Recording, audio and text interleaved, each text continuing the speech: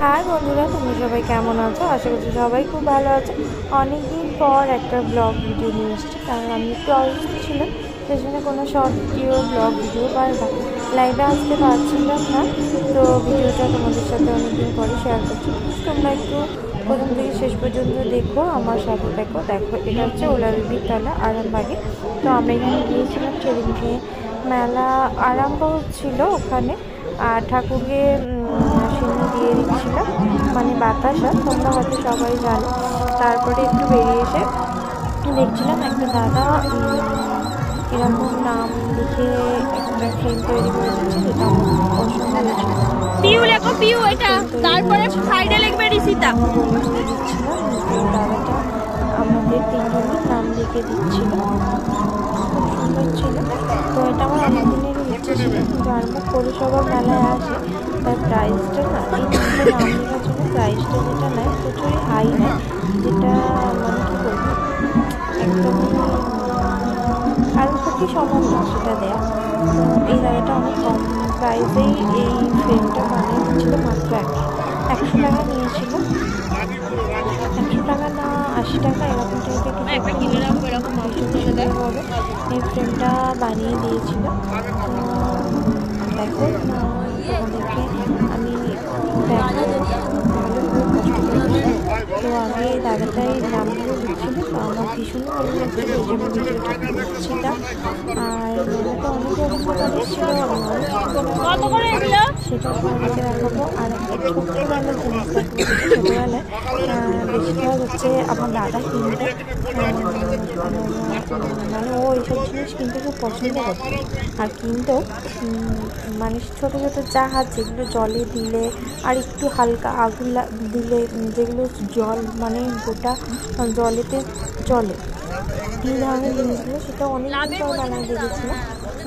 সেটা তোমাদেরকে দেখাবো, কারণ ছোটোবেলায় আমাদের দু ভাই বোনের অনেক স্মৃতি মনে পড়ে যাচ্ছিলো, কারণ দাদা যখন ওটা কিনে নিয়ে আসতো তখনই দাদার সাথে আমার প্রচণ্ড মাটির ঝগড়া হতো, মানে আমি ওটা নেবো আর ও ওটা দেবে না, এরকম একটা ব্যাপার ছিল। আর ও খুব কিন্তু যত্ন করে জিনিসপত্র রাখতো, তো ছোটোবেলার খেলনা যাবতীয় যা কিছু ছিল সমস্ত কিছু আমি কিনেছি, আমি নষ্ট করেছি, আর কোনোদিন আমাকে কিছু বলেনি।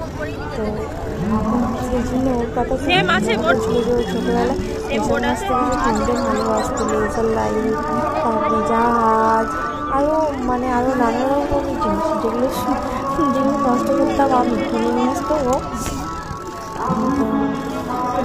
এখন নামগুলো তোমাদের সাথে কথা বলতে বলতে এখানে নামগুলো লেখা কমপ্লিট হয়ে গেছে। আর সেই দাদাটাকে সেরকম করে বানানগুলো বলে দিতে হচ্ছিলো না, অনেক সময় লিখে দিতে হয়, এই দাদাটাকে তো কিছু বলতেই হচ্ছিলো না, জাস্ট নামগুলো বলার পর নিজেই লিখে নিয়েছিল। তো অসাধারণ সুন্দর হয়েছিল জিনিসটা কিন্তু।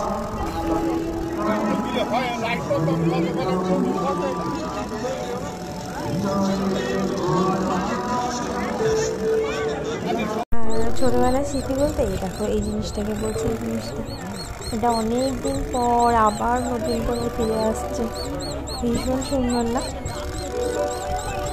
তারপরে তো ভিডিওটা মানে সেদিন আর কন্টিনিউ করা হয়নি। পরের দিন দেখো আমাদের তিনটে কিছু খেলছে, এরা হচ্ছে তিন বোনে খেলছে, একটা মাম্মাম, একটা আমাদের মানু, আর একটা হচ্ছে পিপি মানে সোনাই, পুচকুটা, ওটা হচ্ছে আমার বোনের মেয়ে, একটা দাদার মেয়ে আর একটা আমার মেয়ে।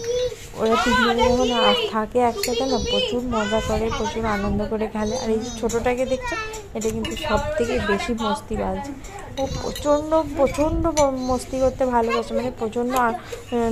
দিদিকে পেলেও আর কিচ্ছু চায় না, ও প্রচুর মজা করতে ভালোবাসে। আর ওকে এই যে দেখছো, ওরা এত চটকাচ্ছে, এত টিপে ধরছে, ও কিন্তু একটু কান্নাকাটি কিচ্ছু করবে না, ও ওদের সাথে এরকমভাবেই থাকে। আর ওকে যদি আমরা কোলে নিই না, ওর কোলে নেওয়াটা পছন্দ হয় না, কিন্তু এই বাচ্চা দুটো যদি কোলে নেয় ওকে একবার, ও ভীষণ আনন্দ, ওকে টিপে টাপে কোলে নেয়, ও তাতেই ভীষণ খুশি, ভীষণ আনন্দ পায়।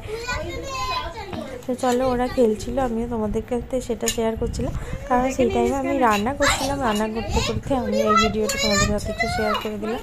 আর আমাদের মাটির বাড়ি যেহেতু জানো, তো বাড়ির চারিদিকটা, এই যেহেতু এদিকে দুয়ারটা না নতুন করে হচ্ছে বলে চারিদিকটা একটু নোংরা হয়ে গেছে। আর এই দেখো চারিদিকে মেলা হচ্ছে, যেহেতু অনেক খেলনা আর মা দোকানে যায় সকালবেলা, সেজন্য মা রান্নাঘরটা না সেরকমভাবে গোছাতে পারেনি, আর কাজ হচ্ছে বাড়িতে আরোই পারেনি। তো আজকে আমি করছিলাম পটল আলু দিয়ে মাছের ঝোল, তোমাদের সাথে সেটাই শেয়ার করে দিলাম। আর মেলায় আমি অনেক কিছু কিনেছি, সেগুলো তোমাদের সাথে শেয়ার করবো। আর দেখো আমরা ভাঙা ঘরে থাকি, সেটাই তোমাদেরকে দেখাচ্ছিলাম। তো বাই আজকে, টাটা, ভালো থেকো, সুস্থ থেকো, প্লিজ তোমরা সবাই আমাকে একটু সাপোর্ট করো, আমার সাথে থেকো, টাটা। অনেক কিছুই আছে এখানে এইটুকু জায়গার মধ্যে।